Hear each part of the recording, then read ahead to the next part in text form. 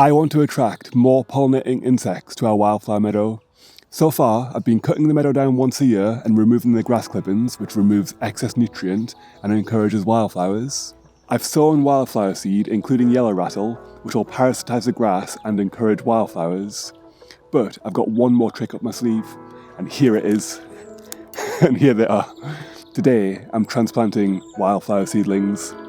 So these are cowslip seedlings, but really, you can do this with any wildflowers that will do well in a wildflower meadow.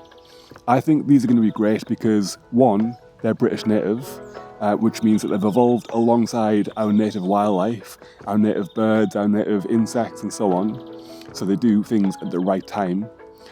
Two, they flower really early, which means that they're good for our early flying pollinating insects. And three, I think three is just, I really like them and they're really pretty. Is that not enough? I sowed these ones about 14 months ago, back in autumn. If you haven't seen my video on how to sow seeds in autumn, then watch it because it's really good. I'll put a link somewhere, wherever the links go.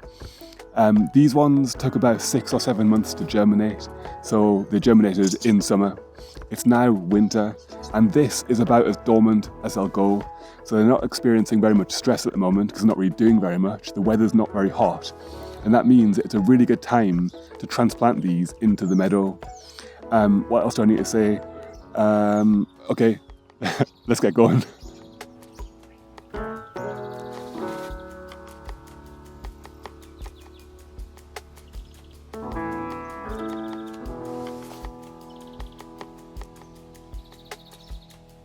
So first we need to pick a spot.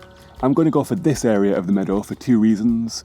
One, the grass in this area grows less vigorously than in the other areas of the meadow. That's good for cowslips because they only grow short, and in a long grass area they might get outcompeted. Two is that I've actually seen a single lone cowslip growing here before. I don't know how it got here, but it obviously likes this spot. So hopefully these ones will too. Okay, the next step is to remove the seedlings from the pot and separate them. It might seem a bit harsh, but the easiest way to do this is... yeah, drop them. Drop and tease. Okay then, the dropping didn't work on this occasion. I'd already recorded the audio before, so I'm going to leave that in because it's a bit of fun. It normally does work, but I guess the seedlings have been in the pot for quite a long time now, so the roots are holding the compost together, which means they're growing well, so that's a good sign. But anyway, it's not a problem. I'm going to start teasing the roots apart with my fingers now, so let's do that. Try not to damage the roots too much, but part of the reason we're doing this in winter is that it's not an especially stressful time for them, and they'll probably cope with this sort of thing quite well. Alright, now we're going to spread them out in this area. We'll use a hand trowel to make a slit in the soil. The seedlings go in, a little firm, a little water, and we're done. It really is that easy. If you want, you could use a bamboo cane to mark them so you can keep an eye on them in their first year. This way you can cut away vigorous growing grass while the seedlings are young. But I think these ones are going to be absolutely fine because we've chosen an area where the grass doesn't grow very vigorously.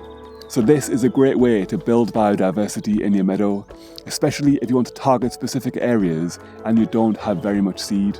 But I've also made a video on sowing wildflower seed directly into your lawn or meadow, and this is better for covering big areas with less effort, especially if you have easy access to seed.